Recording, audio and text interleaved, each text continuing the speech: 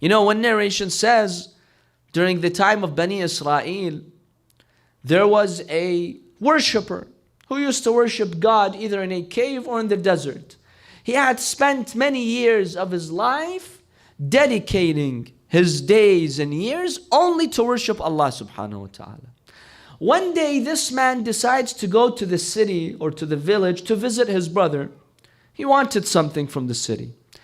Now his brother was a shop owner. He owned a gold shop or jewelry shop in which he used to sell gold and jewelry. He goes to visit his brother, and as he was going to visit his brother, he was carrying a basket with him. But it was a special type of basket. He went to his brother and, he felt proud of himself, this worshiper. He went to his shop, he told him, look what I've brought. He looked, he saw there was a basket full of water, but the basket, like a normal basket, it has holes in it. You can't fill it with water. But this worshiper was carrying a basket full of water. And miraculously, the water would not pour or spill from the basket. He tells him, here, I've brought this basket with me because I've worshipped Allah subhanahu wa ta'ala so much, Allah has honored me by giving me this miracle. Now, this man did not know his brother. He thought, I'm better than my brother. I have more ibadah, more salah, more worship. Allah subhanahu wa ta'ala wanted to test him through his brother. His brother said, excellent, congratulations, mashallah.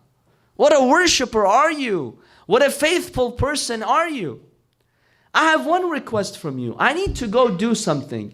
Can you run my shop for an hour? Substitute for me. Anyone comes, these are the prices, sell. I'll come back in an hour. Can you do that? Can you fill in for me? He said, yes, of course. Go do what you need. As soon as his brother goes, a woman comes. You've seen some of those women who go to those jewelry shops. Allahu Akbar. She goes to that jewelry shop and she, picks out an item, some gold that she wants to buy. Now, as she was picking the item, she extended her hand and the sleeve was removed and she showed her hand to this man. Now this poor guy, he spent almost all his life in the desert and the cave. He hasn't seen a woman. It's the first time that he's seeing this scene in front of him. So what does he do? The shaitan comes to him, he whispers to him, and he extends his arms and he touches her. The minute he does that, the basket spills all the water. The water is no longer contained in the basket. He feels ashamed of himself. An hour later, his brother comes back. He sees the water spilled on the ground. He told him, brother, what did you do? Why did the water spill? He told him, look, I realized what true Iman means. And I've realized that you, my dear brother, have greater Iman than me. Because I'm worshiping Allah in the desert. In the desert, honestly, how could you sin? There are no temptations, no distractions.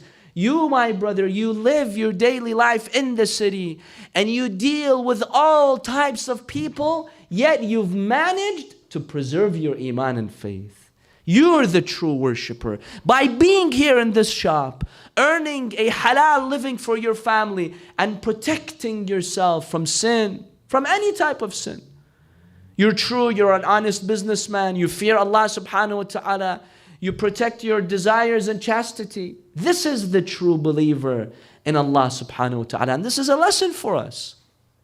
That if I want to be a true believer in God, I don't isolate myself. No, be in your society. Be an active member in your society. Yet, do your best to guard your faith.